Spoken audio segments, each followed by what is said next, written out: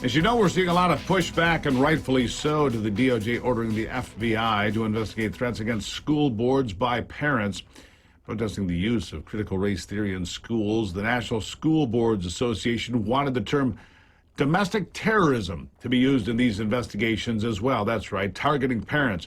Join me to discuss this and more, Pastor Brian Gibson, founder of peaceablygathered.com, and Rick Manning, the president of Americans for Limited Government. Pastor Brian, let me start with you, you domestic terrorist. How dare somebody speak up for their children and say, hey, I'd like to know what books they're reading?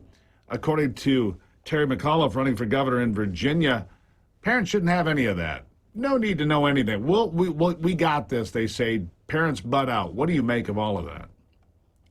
Yeah, the governor of Virginia has said, listen, those children don't belong to you anymore, parents. They belong to us. So just back up, shut up, cool off, and let the government educate your children. Me as a pastor and a religious leader, a Christian, I believe that children were not given to the government for them to raise or to train, but they were given to parents, right? Parents are to convey the right morals, the right belief system, and the right faith to their children. And what we have right now is a takeover and not someone that wants to educate the world, but wants to indoctrinate the world.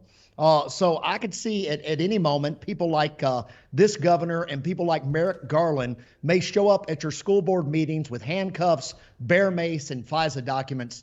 So we better get ready to stand up for our children while they still have minds and free spirits.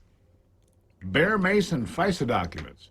That's a rosy picture you've painted. Remember, Merrick Garland, Rick, was not going to be political at all, and now he's sending in the FBI to investigate parents who don't like what's being taught in the local school district. What happened to local control, Rick? Well, local control, the mind of the Biden administration went out the window when the Department of Education was created. When we did No Child Left Behind, it got worse. And now they don't believe that the parents should have any say-so whatsoever in what the actual things that their kids are taught, what those things should be, what curricula should be used. The fact is, this is dangerous on a lot of levels, but it's stunning that the U.S. government is declaring hundreds of thousands of parents domestic terrorists for caring about their children's education.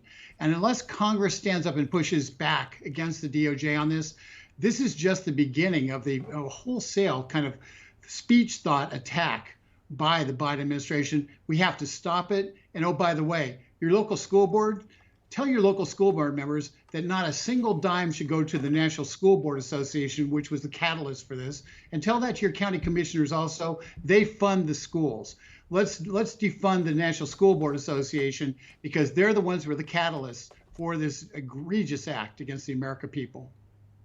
Yeah. Moving on to our next topic here for the day, not the abuse of the DOJ that's being weaponized by Merrick Garland, but the abuses of Facebook. We know there are many. We know they try to silence people like you, Rick, and you, Brian. They try to silence me. It's what they do. They don't want to hear from us. They want to take our tongues out. But, you know, just because you cut a man's tongue out doesn't mean he's wrong. It just means you're afraid to hear what he says. What do you make of Facebook? Should they be regulated? Are they too big for their britches? What do you think? Well, I think Facebook should be broken up myself. They're too big. But I don't think that the regulations that are being considered are the right idea. The fact is the regulations will put government in control of Facebook. It won't make for more free speech. In fact, it will make for more censorship.